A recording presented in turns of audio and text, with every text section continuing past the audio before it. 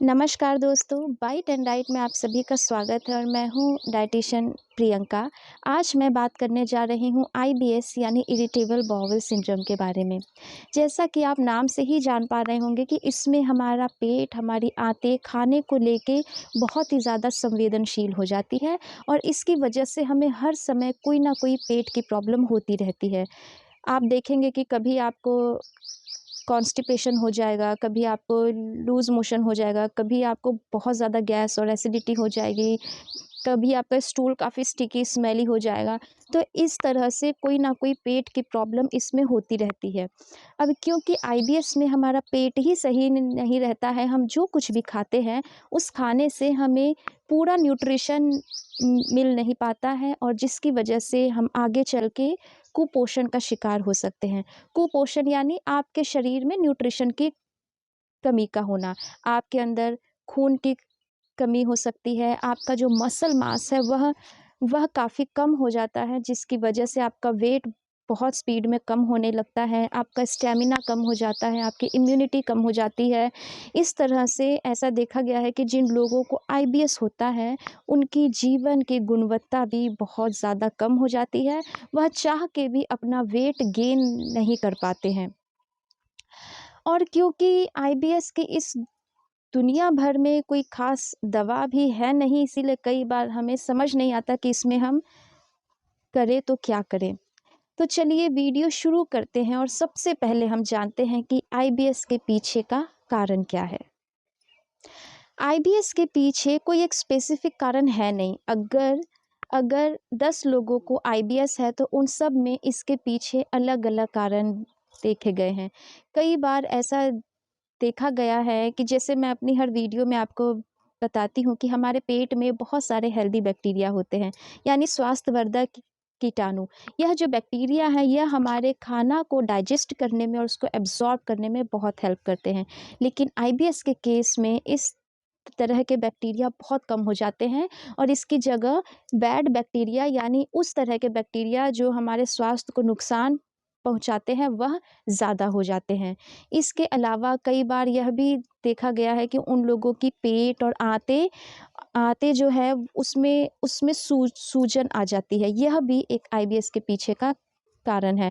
तो इस तरह से इसके पीछे काफ़ी सारे हैं कारण, लेकिन कारण पे डिटेल में मैं नहीं जाऊँगी क्योंकि वह बहुत ज़्यादा साइंटिफिक हो जाएगा और कारण का हम कुछ नहीं कर सकते हैं, तो फिर कारण के बारे में डिटेल में जानने का कोई फ़ायदा नहीं है।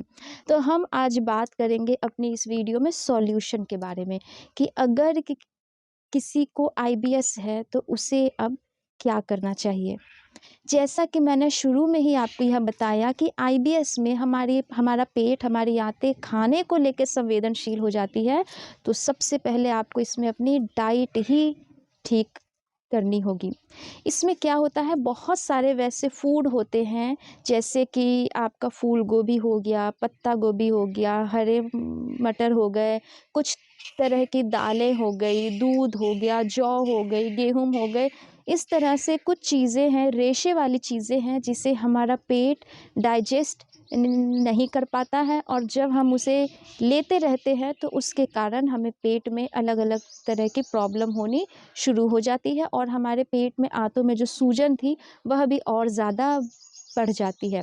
अब ये जो मैंने आपको अभी नाम बताए हैं, फूल गोभी, पत्ता गोभी, गेहूँ, जौ, दूध, इस तरह की जो चीज़ें हैं यह हर हर इंसान की अलग-अलग होती है।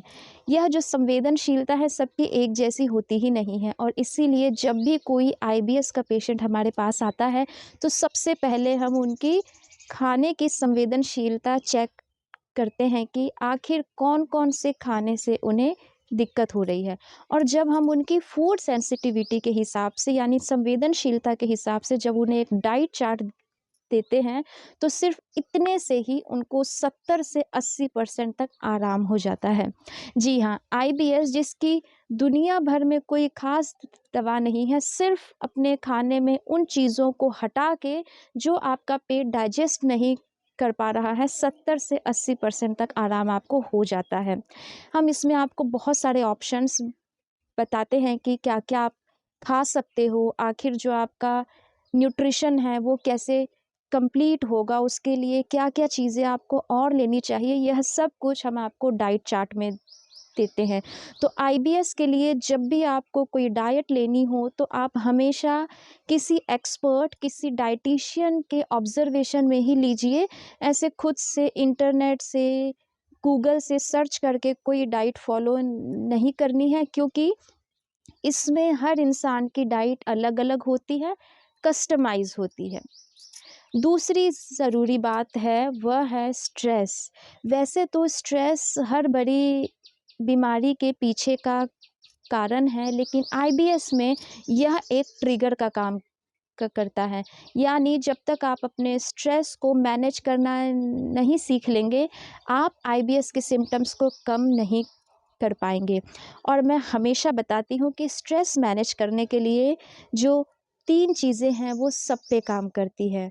सबसे पहला है, आपको लंबी गहरी सांस लेनी है। जी हाँ, दिन में 2 से 3 बार जब भी आप फ्री होते हो, बैठ के लंबी गहरी सांस लीजिए। इससे आपके ब्लड वेसल्स, आपके अंदर के सारे ऑर्गन्स जो होते हैं वह सारे रिलैक्स होंगे, और आपकी बॉडी में जो स्ट्रेस के दौरान जो केमिकल सीक्रेट होता है जो हमें नुकसान दे सकते हैं, उस तरह के केमिकल सीक्रेट होना बंद हो जाएंगे। तो जो सबसे पहला टिप है वो है, आपको लंबी गहरी सांस लेनी है।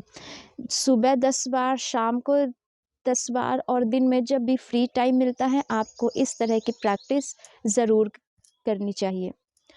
दूसरा है गार्डनिंग, प्लांट्स, फ्लावर्स। यहाँ जाने के बाद आपका स्ट्रेस अपने आप ही कम हो जाएगा। तो अगर आपको गार्डनिंग अच्छी लगती है तो आप गार्डनिंग ज़रूर कीजिए।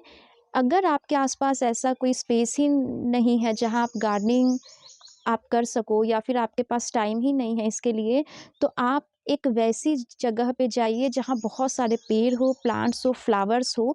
जब आप इस जगह जाएँगे तो आपके ब्रेन को एक स्पेस मिलता है जहाँ वह सारे स्ट्रेस को बाहर निकाल सकता है।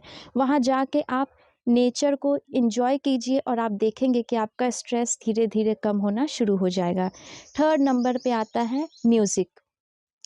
काफ़ी सारे लोग ऐसे होते हैं जो पार्क में जाके, प्लांट्स के पास जाके वॉक करते हुए म्यूज़िक सुनते हैं। उन लोगों को मैं एक बात बताना चाहूँगी कि जब आप पार्क में हैं, प्लांट्स के पास हैं, वैसे में आप नेचर को एन्जॉय कीजिए, ना कि अपने आप में खोए रहिए। अगर आप म्यूज़िक सुनना ही चाहते हैं तो आप ऐसे टाइम पे सुनिए जब आपके आसपास का जो एनवायरनमेंट है वह काफ़ी स्ट्रेसफुल हो। जैसे कि जब आप ट्रैफ़िक में हो, वैसे में आप हेडफ़ोन के सहारे म्यूज़िक सुन सकते हैं। आप अगर ऑफ़िस जा रहे हैं तो जाते हुए आप कोई प्यारा-सा डिवोशनल सॉन्ग सुनते हुए जा सकते हैं, उससे आपका सारा दिन ही अच्छा जाएगा। आप जब ऑफ़िस से घर आ रहे हैं, उस समय कोई ज़ोरदार का म्यूज़िक आप सुन सकते हैं, ताकि घर आने के बाद भी आप फुल्ली एनर्जेटिक रहें। इसके अलावा आप सोते समय कोई शांति-सा, प्यारा-सा म्यूज़िक, जो भी आपको अच्छा लगता है, उसे सुन के आप सो सकते हैं। और अगर इससे भी आपकी हेल्प नहीं हो पा रही है, तो आप अश्वगंधा ले सकते हैं। अश्वगंधा भी स्ट्रेस कम करने में हेल्प करता है। लास्ट में मैं आप सभी से इतना ही कहना चाहूँगी कि अगर आपको आईबीएस है, तो बहुत ज़्यादा मेडिसिन पे डिपेंड मत होइए, क्योंकि दवा से कोई ख़ास असर इसमें होगा नहीं। बेटर है कि आप किसी डायटीशियन की हेल्प से अपनी फूड सेंसिटिविटी के हिसाब से एक प्रॉपर डाइट चार्ट आप लीजिए।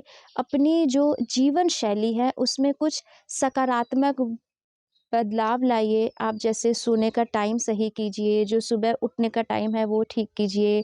आप थोड़ी वॉक कीजिए, थोड़ी एक्सरसाइज़ कीजिए, अपने स्ट्रेस को मैनेज कीजिए। तो इस तरह से अपने जीवन शैली में थोड़े बहुत सकारात्मक बदलाव करके आप आईबीएस के साथ एक हेल्दी लाइफ जी सकते हैं। अगर आपको मेरी यह वीडियो इन्फॉर्मेटिव लगती है तो इसे ज़्यादा से ज़्यादा शेयर कीजिए। Thank you very much for watching my video.